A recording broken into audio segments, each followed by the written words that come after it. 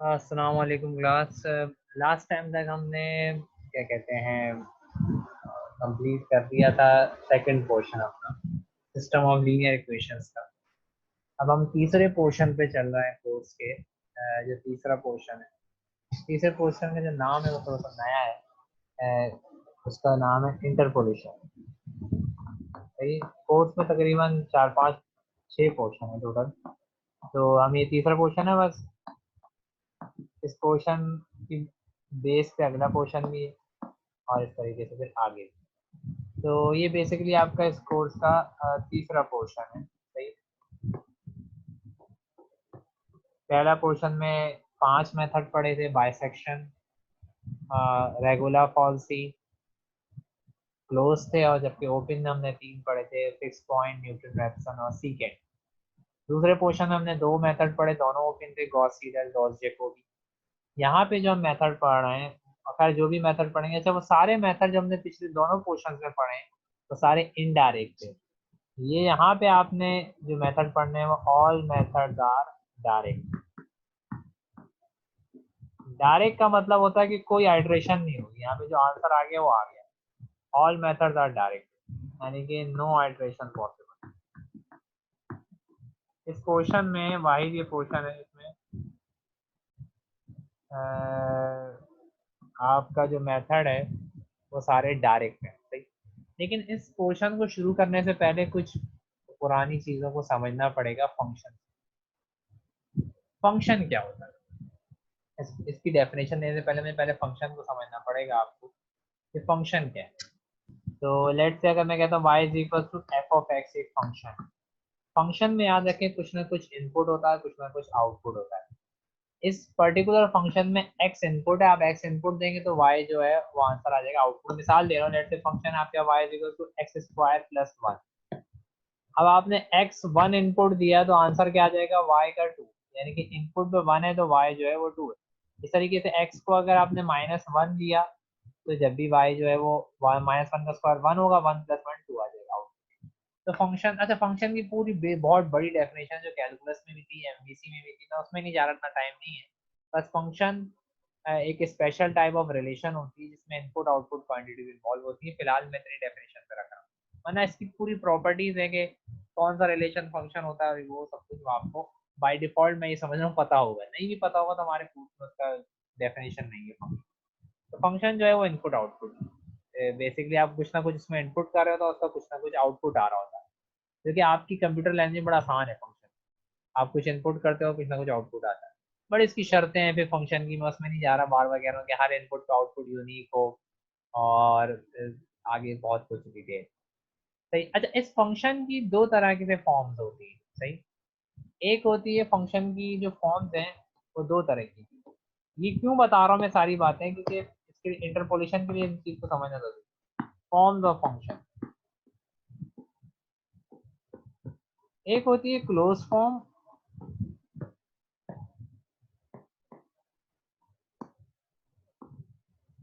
और एक होती है टेबुलर फॉर्म, जिसको आप डिस्क्रिटाइज फॉर्म भी कहते हैं। अभी बता रहा हूँ कौन कौन सी है।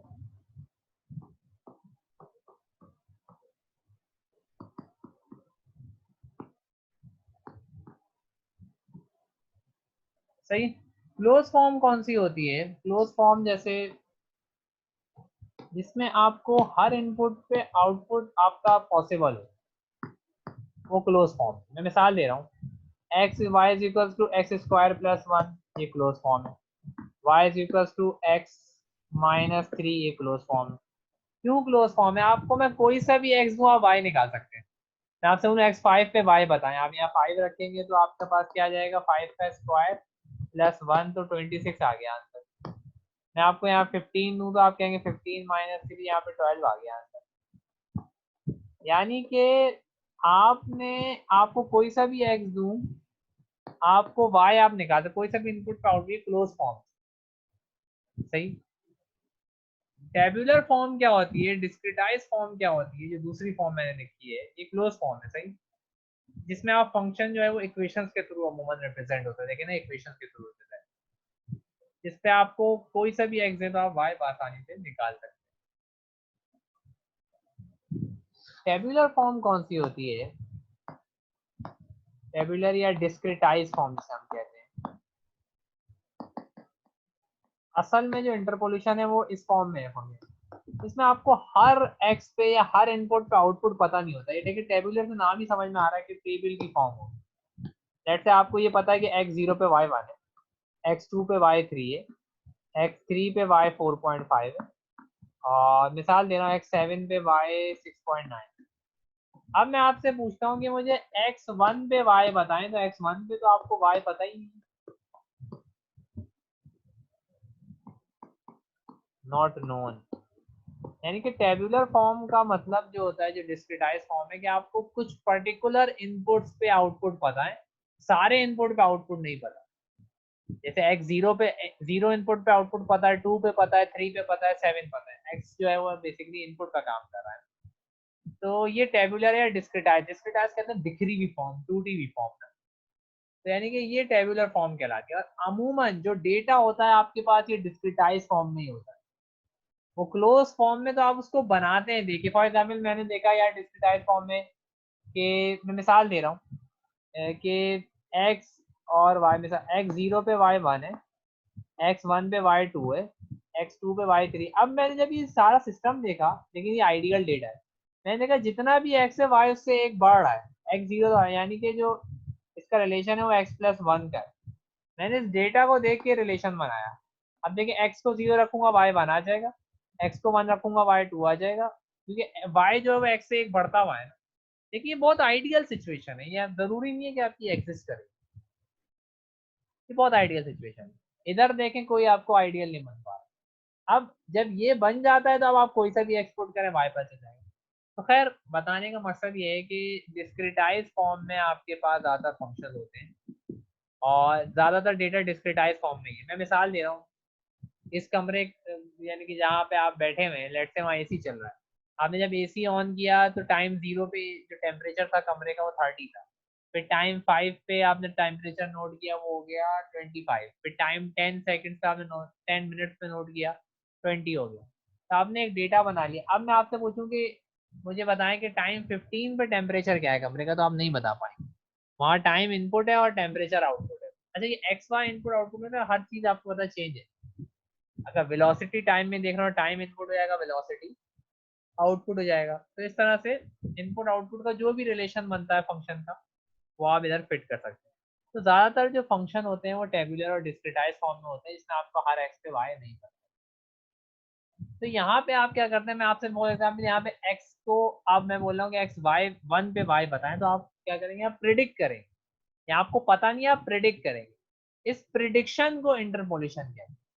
क्या हुई डेफिनेशन इंटरपोलेशन की, कि अब देखिए इंटरपोलेशन यहाँ काम की नहीं है। अगर मैं आपसे पूछूं कि यहाँ बताएं कि यहाँ इंटरपोलेशन काम की है, यानी कि आप यहाँ प्रिडिक्ट कर सकते हैं वैल्यू को। यहाँ पे इस क्लोज फॉर्म में यहाँ पे मैं आपसे बोलूँ कि x3 पे y की वैल्यू बताएं, तो आप कहेंगे प्रिडिक्ट करने की जरूरत नहीं है, मैं डायरेक्ट पुट करके निकाल लूँ यार, प्रिडिक्शन की जरूरत ही नहीं है। क्यों प्रिडिक्शन की जरूरत नहीं है? क्योंकि यहाँ पे क्लोज फॉर्म है। प्रिडिक्शन की जरूरत, क्लोज फॉर्म में तो आपको हर x पे y पता है। आपको डिस्क्रिटाइज फॉर्म में मसला है, डिस्क्रिटाइज फॉर्म में आपको हर x पे y नहीं पता। तो आप क्या करते हैं, जो आपको नहीं पता जिन वैल्यूज पे, आप उस पर प्रिडिक्ट करते हैं। प्रिडिक्ट किसको कर रहे हैं? y को। y होता है आउटपुट, और आउटपुट को कहते हैं डिपेंडेंट वेरिएबल। ये ध्यान में रखिएगा कि जो इनपुट होता है वो इंडिपेंडेंट होता है, और जो आउटपुट होता है वो हमेशा डिपेंडेंट होता है इनपुट। तो खैर आप कंप्यूटर के स्टूडेंट, आप ज़्यादा अच्छे जानते हैं। तो यहाँ पे x जो है वो इंडिपेंडेंट हो जाएगा, y जो है वो डिपेंडेंट हो जाएगा हमारे केस, चेंज भी हो रहा होगा। तो इंटरपोलेशन क्या है? इंटरपोलेशन बेसिकली, इंटरपोलेशन की डेफिनेशन क्या हो गई, इसमें भी दो ही मेथड आपने खैर पढ़ने हैं। इंटरपोलेशन क्या हो गई कि प्रिडिक्ट द वैल्यू, किसकी प्रिडिक्ट कर रहे हैं वैल्यू? y की।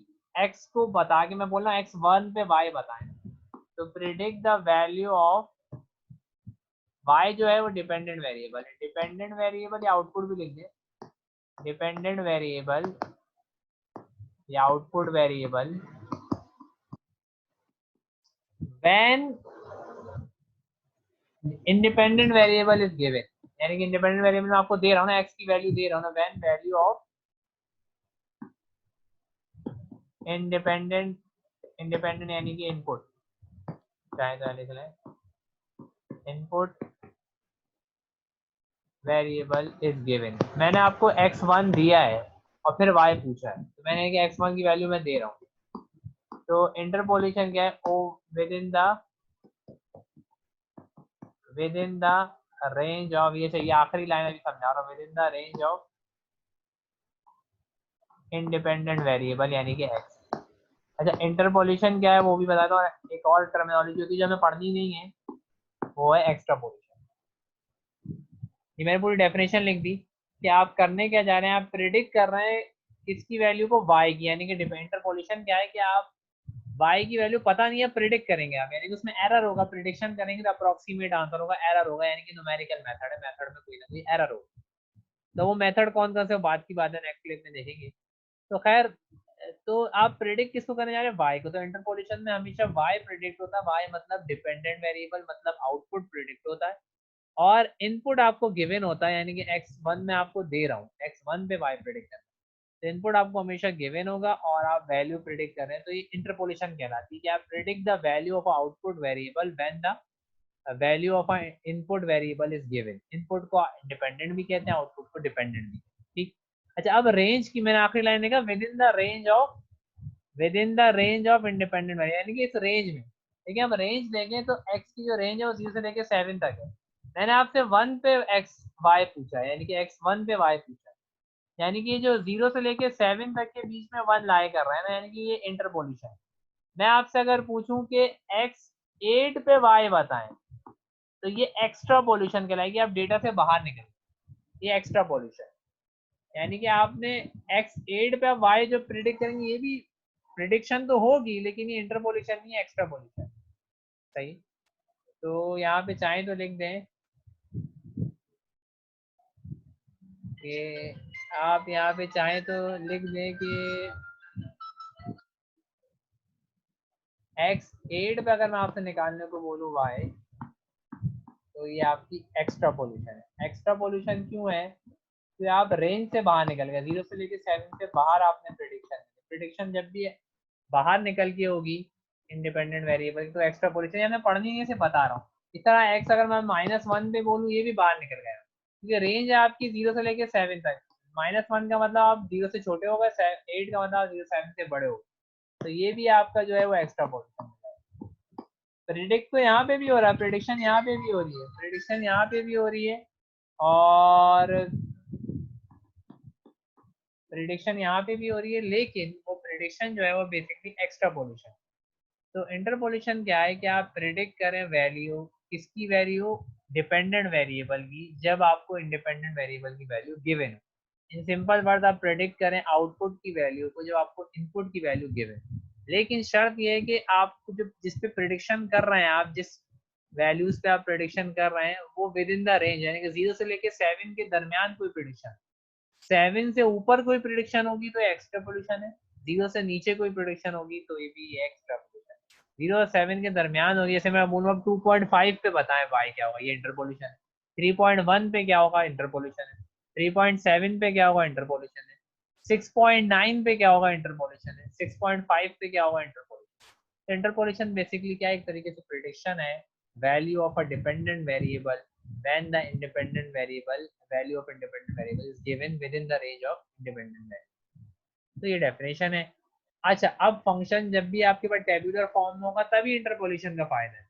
अगर आपका फंक्शन क्लोज फॉर्म में है तो इंटरपोलेशन लग तो सकती है, लग सकती है, बार बार कह रहा हूँ। अगर फंक्शन क्लोज फॉर्म में है, यानी कि हर एक्स पे वाई पता है, तो इंटरपोलेशन लग तो सकती है, लेकिन वो इतनी फायदेमंद नहीं है जितनी यहाँ पे फायदा।